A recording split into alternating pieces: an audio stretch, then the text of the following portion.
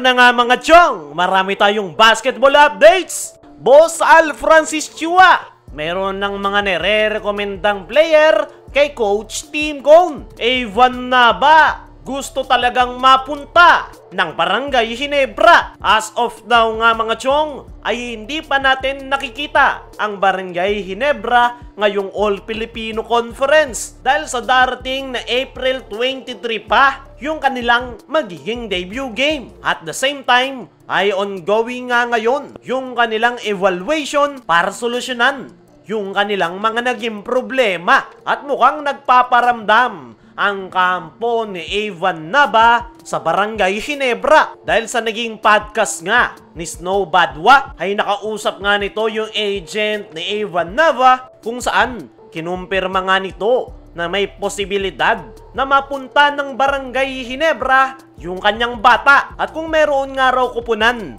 na gusto niyang mabagsakan ni Evan Nava ay nabanggit nga nito ang Barangay Ginebra. Ayon pa rin sa agent ni Evan Nava ay 1-year contract lang yung nakuha ng nasabing rookie sa San Miguel Beermen at ang kontrata nga na yan ay ongoing sa Northport Batampier.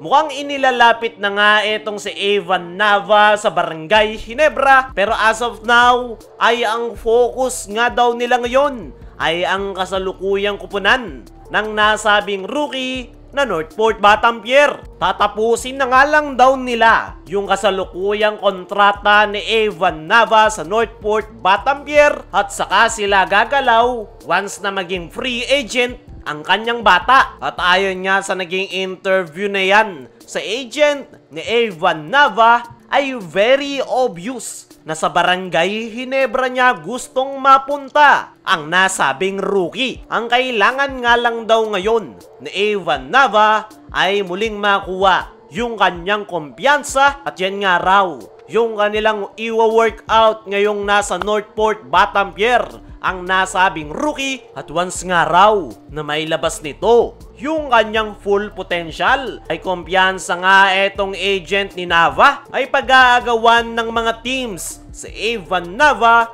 gaya na lang ng Barangay Ginebra. Para sa akin mga chong ay kung titignan natin yung laro na itong sa Evan Nava ay meron talaga itong malaking potensyal. Talagang nabangkulang ito sa San Miguel Beermen dahil star-studded ba naman yung naka-lineup kaya hirap itong makakuha ng playing time. At ngayon na nasa Northport Batampier na ito maglalaro ay kumpiyansa ako mga chong na hindi siya dyan magtatagal. Dahil ayon nga sa ating mga trusted source ay interesado rin ang Barangay Ginebra dito kay Evan Nava. Ang kaso nga lang ay medyo nag-hesitate ang kampo ni Coach Tim dahil inaalala nila na baka nasira yung kumpiyansa ni Evan Nava dahil sa pagkakabangko sa San Miguel Beermen. Kaya gusto munang tignan ng Ginebra management yung magiging performance ni Nava sa Northport. Saka sila magdedesisyon kung hihilain ba nila ito papunta ng Barangay Ginebra. Dumako naman tayo dito sa kabilang balita.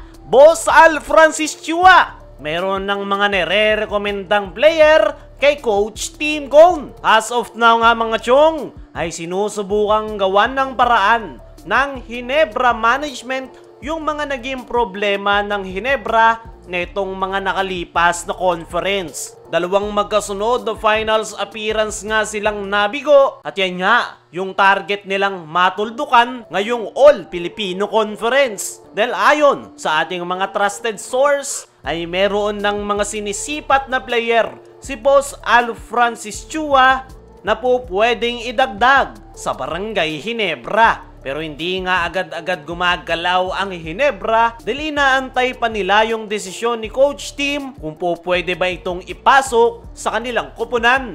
Si Coach Tim Cone nga ang mas nakakaalam kung ano yung problema at kulang ng kanyang kupunan. Si Coach Tim rin ang makapagsasabi kung babagay ba ito sa kanyang sistema na triangle offense. Kaya nga hindi basta-basta kumukuha ng player ang Barangay Ginebra hanggat wala yung go signal ni Coach Tim Cone. Ayon pa rin sa ating mga trusted source ay ilan sa mga sinisipat ngayon ng Ginebra ay isang gwardya at isang big man. Para sa akin mga chong, sakaling gagalaw ang Ginebra sa trade, ay mas magandang big man na lang talaga yung kuhanin ng kanilang kupunan. Dahil yan nga yung kulang sa Barangay Ginebra. Wala ngang kapalitan si Japet Aguilar sa center position. Kaya kapag pinapaupo si Japet at kapag hindi maganda yung laro nito, ay namomroblema si Coach Tim Cone. Kaya naman, kung gusto ng Ginebra